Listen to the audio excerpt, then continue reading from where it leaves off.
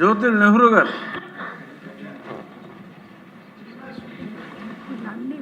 ధన్యవాదాలు అధ్యక్ష. ఆయన ఇంటరప్ట్ చేస్తే కోపడతారు, అయ్యాక సూచన చేద్దరు. ఏంటి అధ్యక్ష? మీరు మాట్లాడేటప్పుడు ఇంటరప్ట్ చేస్తే వారు కోపం వస్తుంది, వారు మాట్లాడాక మీరు సూచన చేయొచ్చు అంటున్నారు. పర్వాలేదు సార్, చెప్పమనండి. పర్వాలేదు, మేము అంత రిస్క్ మాట్లాడకపోయినా మీరు ఎప్పుడు మాట్లాడమంటే పర్వాలేదు. ధన్యవాదాలు అధ్యక్ష. ఇక్కడ నాది ఉండేది కోపం కాదు అధ్యక్ష, ఆవేదన.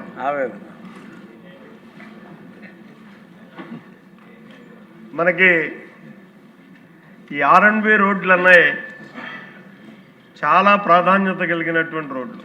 ఈ రాష్ట్రంలో ఏ అభివృద్ధి జరగాలనుకున్నా, వ్యవసాయ రాష్ట్రం అయినటువంటి రాష్ట్రంలో వ్యవసాయ దినుసుల్ని మనం ఎక్కువగా కాయగూరలు ఇవన్నీ కూడా పండించేటటువంటి పరిస్థితి ఉంటుంది. పచ్చి దినుసులు వాటన్నిటినీ కూడా మార్కెట్కి తీసుకుపోవాలనుకున్నప్పుడు R&B రోడ్లు ఎంత పటిష్టంగా ఉంటే అంత ఉపయోగపడే పరిస్థితి ఉంటుంది అధ్యక్ష. ఇవన్నిటినీ దృష్టిలో పెట్టుకుని ఇవాళ ఈరోజే కాదు, తెలుగుదేశం ప్రభుత్వం ఈ రాష్ట్రంలో పాలన చేసిన ప్రతి 5 సంవత్సరాల్లోనే కూడా ఈ R&B రోడ్లకు కానీ రహదారి సౌకర్యాలకు కానీ చాలా ప్రాధాన్యత ఇచ్చినటువంటి పరిస్థితి ఉంది అధ్యక్ష. అది చంద్రబాబు నాయుడు గారి యొక్క ఆలోచన నుంచి చతుర్భుజి ఒక్కసారి మనం చూసుకున్నట్టయితే ఇది ఒక రాష్ట్రమే కాకుండా దేశానికే ఈ ఆలోచన నుంచి పుట్టుకొచ్చిన దాన్ని వాజ్పేయి గారు అమలు చేసినటువంటి కారణంగా ఇవాళ మనం మరి ఎక్కడికైనా సరే అనుకున్న టైంలో చేరగలుగుతున్నటువంటి పరిస్థితులు ఉన్నాయి అధ్యక్ష. అదే రకంగా గత ప్రభుత్వంలో ఈ R&B రోడ్లే కాకుండా గ్రామీణ వాతావరణంలో ఉన్నటువంటి రోడ్లు కూడా అన్నీ గుంతలమయమైపోయి ప్రమాదాలు ఎక్కువగా జరుగుతూ ప్రయాణం అనుకున్న టైంకి చేయలేనటువంటి పరిస్థితుల్లో తిరిగి వస్తామో రానో అనేటటువంటి అనుమానంతో ప్రయాణం చేసేటటువంటి పరిస్థితులు గత ప్రభుత్వ పాలకుల యొక్క విధానాల వల్ల ఏర్పడ్డటువంటి పరిస్థితులు అధ్యక్ష. ఏ రోడ్డు చూసినా కూడా అస్తవ్యస్తమే. ఇటువంటి పరిస్థితుల్లో మనం వచ్చినటువంటి 2 సంవత్సరాల కాలంలో, ఇంకా పూర్తి కాకపోయినా 2 సంవత్సరాలు, ప్రతి రోడ్డుని కూడా ఇవాళ గుంతలు లేనటువంటి రోడ్లుగా ధైర్యంగా ప్రయాణం చేయగలిగేటటువంటి పరిస్థితుల్లో ఇవాళ రాష్ట్ర ప్రజానీకానికి మనం రహదారి సౌకర్యాలను అందించినటువంటి పరిస్థితి ఉంది అధ్యక్ష. ఈరోజు కేటాయించినటువంటి నిధులను కానీ మనం చూసుకున్నట్టయితే రమారమి 10,000 కోట్లు, ఏమాత్రమో తక్కువ కానీ 9,977 కోట్లు నిధులు కేటాయించడం అన్నది మాత్రం ఈ క్లిష్ట పరిస్థితుల్లో చాలా గొప్పగానే చెప్పుకోవాల్సినటువంటి అవసరం ఉంది అధ్యక్ష. అయితే ఇది సరిపోతుందా అన్నదాన్ని కానీ మనం ఒక్కసారి ఆలోచన చేసుకున్నట్టయితే ఇవాళ ఉన్నటువంటి అవసరానికి అనుగుణంగా మనం ఈ నిధులతోటే ఉన్నటువంటి అవసరాలు తీర్చుకునేటటువంటి పరిస్థితి మాత్రం కనిపించినటువంటి పరిస్థితి ఉంది అధ్యక్ష. పనులు గత ప్రభుత్వంలో చేయకపోయినా సరే బిల్లులు మాత్రం మన నెత్తి మీద తాటికాయంత బిల్లులు బరువులు పెట్టేసి వెళ్ళిపోయినటువంటి ప్రభుత్వం గత ప్రభుత్వం అధ్యక్ష. అటువంటి పరిస్థితుల్లో ఇవాళ నేను చేసే సూచన ఏంటంటే, వీలున్నట్టయితే నామ్స్ ఏమైనా ఎపిలిబుల్ అయితే ఇక్కడ NRGC వర్క్ కాంపోనెంట్ నిధులు ఉంటున్నాయి అధ్యక్ష. మన గ్రామీణ రోడ్లను మనం ఇవాళ బలపరుచుకోవడానికి, పటిష్టం చేసుకోవడానికి ఆ నిధులు ఎక్కువగా ఉపయోగపడుతున్నాయి. గ్రామీణంలో అసెట్ క్రియేషన్ కూడా ఉపయోగపడుతున్నటువంటి పరిస్థితి ఉంది. వాటిని అవసరం మేరకు కోట్ల కొద్ది రూపాయలు అయ్యేటటువంటి దానికి కాకపోయినా చిన్న చిన్న R&B వర్కులకైనా సరే ఆ నిధులు మనం కేటాయించుకోవడానికి వీలుండేటటువంటి అవకాశం ఉందేమో ఆలోచన చేయాల్సినటువంటి అవసరం ఉంది అధ్యక్ష. ఎందుకంటే మనకు ఉన్నటువంటి అవసరం మేరకు, మన దగ్గర ఉన్నటువంటి పరిమితి నిధుల మేరకు దీన్ని మనం ఆలోచన చేసుకున్నట్టయితే ఉపయోగపడుతుంది అన్నది నా ఆలోచన. మరి అదే రకంగా ఇక్కడ మనం చూసుకుంటే అధ్యక్ష, R&B ఇప్పటి వరకు చూసుకున్నట్టయితే గత బిల్లులు రానటువంటి పరిస్థితుల్లో కాంట్రాక్టర్లు ఎవరో కూడా ముందుకొచ్చి పనిచేసేటటువంటి పరిస్థితి కనిపించట్లేదు అధ్యక్ష. ఇవాళ మనం నిధులైతే గొప్పగా కేటాయించుకున్నాం. ఈ కేటాయించుకున్నటువంటి నిధుల్ని ఇక్కడే ఉన్నటువంటి మరి ఆర్థిక శాఖ మంత్రులు కూడా సహకరించాల్సినటువంటి అవసరం ఉంది. దీని మీద దృష్టి పెట్టాలి. ఎందుకంటే చిన్న ఉదాహరణ చెప్తాను అధ్యక్ష.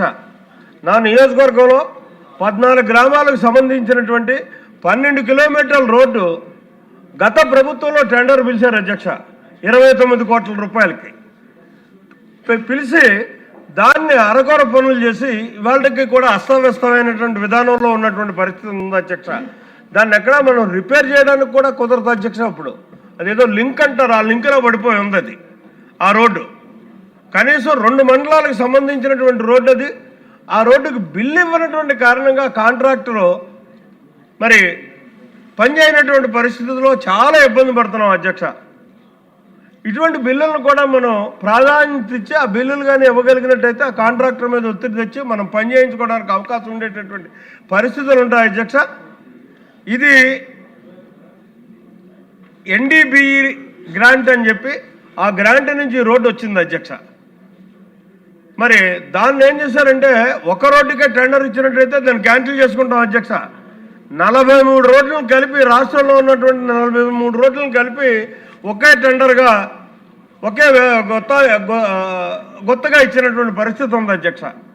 ఆ ఇచ్చినటువంటి కారణంగా ఇక్కడ ఈ రోడ్డు ఇదొక్కటే కాకుండా కూడా నా పక్క నియోజకవర్గం పత్తిపాడులో కూడా ఇందాక సోదరులు చెప్పారు, ఏ అయితే క్వారీలకు సంబంధించినటువంటి రోడ్స్ ఉంటాయో వాటికి ప్రాధాన్యత ఇవ్వాలి అని చెప్పేసి.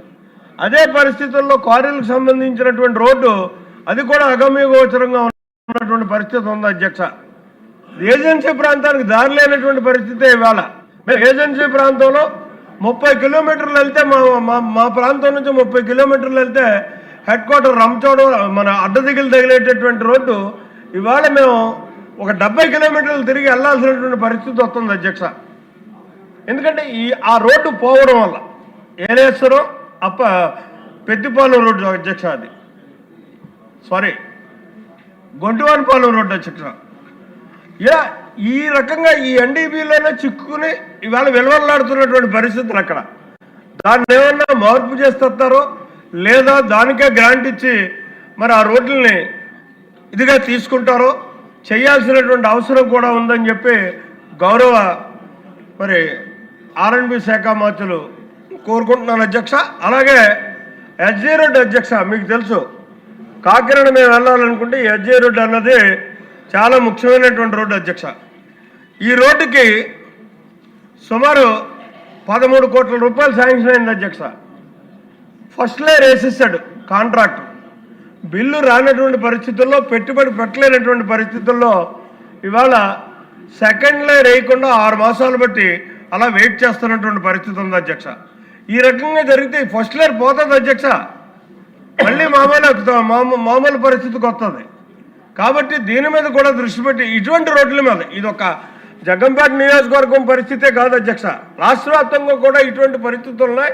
ఇటువంటి వాటి మీద ఇందాక నేను చెప్పినటువంటి నిధులను ఏమన్నా తెచ్చి మార్పు చేసుకుని ఆ ఎన్ఆర్జీసీని దీనికి ఉపయోగించుకుని ఆ కాంట్రాక్టర్లకు బిల్లులు ఇచ్చి మనం పనులు చేయించుకోగలిగితే ఇంకా గర్వంగా 100% రోడ్లలో ప్రయాణం చేయడానికి సురక్షితమైనటువంటి అవకాశం ఆంధ్ర రాష్ట్ర ప్రజానీకానికి అందించామని చెప్పుకోవడానికి అవకాశం ఉండే పరిస్థితులు ఉంటాయన్నది నా మనవి అధ్యక్ష. దీన్ని అమలు చేయాలని చెప్పేసి మరి మీ ద్వారా